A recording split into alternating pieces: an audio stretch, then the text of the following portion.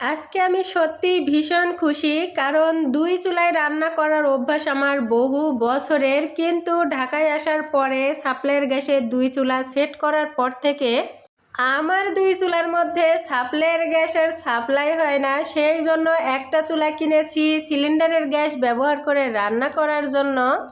আর একটা চুলায় একটা একটা করে রান্না করতে অনেকটা সময় লাগে, আমার কাছে একদমই ভালো লাগে না।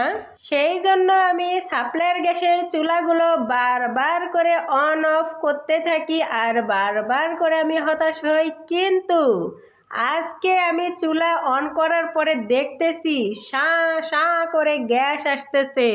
মাশাআল্লাহ, আলহামদুলিল্লাহ। এখন আমি ৩ চুলায় ঝটপট করে যখন খুশি, যা খুশি, যত খুশি রান্না করতে পারবো। একজন খাঁটি গৃহিণীর কাছে এর চাইতে খুশির খবর আর কি হতে পারে বলুন তো?